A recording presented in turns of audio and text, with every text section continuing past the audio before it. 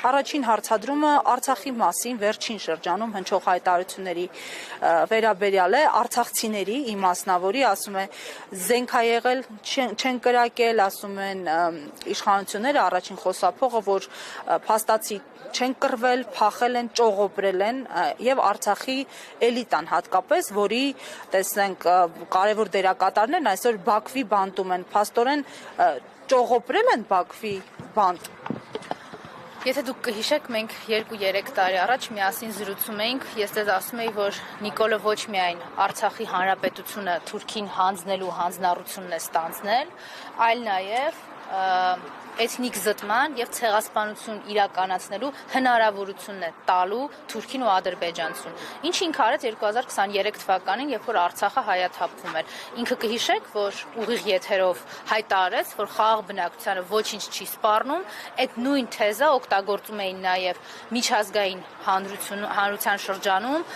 ադրբեջանցիները կեղծ տեղեկություններ տարածելու համար, այսինքն հենվում էին Նիկոլի ասածների վրա, այնտեղ իրականացնելով ցեղասպանություն պարտակումն էլ իրականացնում էր այստեղ Նիկոլ Փաշինյանը։ Այսպիսին է եղել իր անսահման ատելությունը հայ ժողովրդի նկատմամբ, արցախահայերի նկատմամբ առավել եւս, որովհետեւ հայ ժողովրդի հաղթանակի եւ այդ հաղթանակած կամքի ձևավորումը հենց Արցախն է եղել, Արցախի հանրապետության ստեղծմամբ։ Ինքը տանել չի կարողանում հայ ժողովրդին, ատում է Նիկոլը հայերին, որովհետեւ թուրք-ադրբեջանական տանդեմի կոկորդին կանգնած է հայկական պետականությունը, հայ ժողովրդի ինքնությունը, հայ ժողովրդի անկախությունը ստեղծելու եւ պահելու երկու հայկական պետություն։ Եկել է այդ ամեն ինչը քանդելու, այդ ամեն ինչը վերացնելու համար։ Բունկերներից միշտ ինքն է հայ ժողովրդի նկատմամբ ինչ-որ փաստաթղթեր ստորագրել հայ ժողովրդի իրավունքների նկատմամբ ոտնահարումներ իրականացնելու համար։ Փախել է միշտ ինքը զանգվածային անկարգություններ կազմակերպելուց եւ հետո ահաբեկչական գործողություններ իրականացնելուց հետո։ Այն ինչ ինքը խոսում է իր բառերով ասած էլիտայի նկատմամբ, ես երեկել եմ առիթ ունեցել ասելու էլիտայի լավագույն հատվածին իր դավադիր պատերազմով տերերի հետ միասին իր թուրք-ադրբեջանական հանձնել է արցախյան ու հայաստանյան հողին, մի հատվածին ուղարկել Ադրբեջան, Բաքու, տանջամահ լինելու եւ խոշտանգվելու։ Այն մարդիկ, ովքեր այսօր Հայաստանում են, էլի Նիկոլ Փաշինյանին ի հեճուկ են, որովհետեւ ինքը չի ցանկանում, որպեսզի Հայաստանի Հանրապետությունը լինի հայերի պետություն, հայկական ինքնության նպատակների, սկզբունքների, առավել եւս Սահմանադրության նախաբանի մեջ ամրագրված հայրենիքի սրբազան պատգամի գիտակցմամբ։ Պետականության հետ կոնֆլիկտի մեջ է հենց այդ ձեր ասած պատգամը։ Նիկոլն է կոնֆլիկտի մեջ հայ ժողովրդի հետ։ Նիկոլը կոնֆլիկտի մեջ է Հայաստանի Հանրապետության հետ։ Ինքը պետք է ամեն ինչ անի, որ մեր ինքնությունը վերջնահատակ քայքայի եւ քանդի։ Ինքը ամեն ինչի պատրաստ է։ Վերջին շրջանում արդեն ակնհայտ եւ բացահայտ ատելությամբ մի կողմից էլ ասելու, որ հանգիստ վերընկեք տեղներդ, որովհետեւ այն վախը, որ ինքը սփռում է իր հեղինակազրկված իրավապահներով, դրսից էլ թուրքերին մեր վրա բերելու սպառնալիքով, այս ամեն ինչի արդյունքում էլ հույս ունի, որպեսզի շարունակի այստեղ իշխանավարությունը։ Հույսերը կարդարանան։ Եթե ամեն ինչ այսպես շարունակվի, ես ցավում եմ, բայց այո, որովհետև իր նկատմամբ համարժեք դիմադրություն չի իրականացվում։ Շատ մարդիկ փորձում են Նիկոլին ներկայացնել որպես քաղաքական ապիկար կամ դարձնել քաղաքականությամբ հետաքրքրվող կամ քաղաքականությամբ զբաղվող ինչ-որ մեկը։ Նիկոլը քաղաքական գործիչ չի։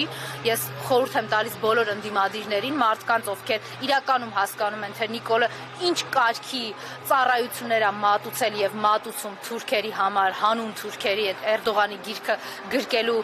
տեսարանն էլ բեմադրելով, ուղղակի հասկանան, որ Նիկոլը քաղաքական գործիչ չի եւ քաղաքական process-ները իր հետ չեն տանում ընտրական օրենսգրքի տրամաբանության մեջ։ Ինքը երբեք ընտրական օրենսգիրքը չի հարգել, այդ ընտրական օրենսդրության որևէ նորմ պահպանված չի։ Եկեք շատ հեռու չգնանք։ Վերջին 2 շաբաթը մենք ինչ ենք տեսնում։ Օրինակ, երեխաների ներգրավումը Նիկոլի քարոզարշավներին, Նիկոլի ռոլիկներ նկարելուն։ Այս երկրում կա երեխաների իրավունքների պաշտպանությամբ զբաղվող կառույց։ Պիտի լինեին, ինչ-որ բաներ էին խոսում, չէ, որ երեխաների լավագույն շահից չի բխում, որ օրինակ ընդդիմադիրների ցույցերի ժամանակ մի երեխա էին տեսնում անչափահաս, որը ընդհանրապես Հայաստանի Հանրապետության դրոշը գրկին ման էր գալիս, ասում են ո՞նց կարելի է այս երեխային օգտագործել։ Հիմա Նիկոլը կարա գնա այդ երեխային քարոզչության եւ հակահայկական քարոզչության մեջ ներգրավի, չգիտես ինչի, չկա որևէ իրավական գնահատական։ Մարդը կարա մեկին աշխատանքի ընդունելու, մեկից աշխատանքին ազատելու, երրորդի համար աշխատանք գտնելու ինչ-որ հնարավորություն ընտրություններ ստեղծի, ման գա կամ հանձնարարականներ տա, թե ինչ կլինի ընտրություններից հետո լավ կլինի, թե չէ։ Չգիտես ինչի, սրանք քարոզչական խոստումներ չեն դիտարկվում որպես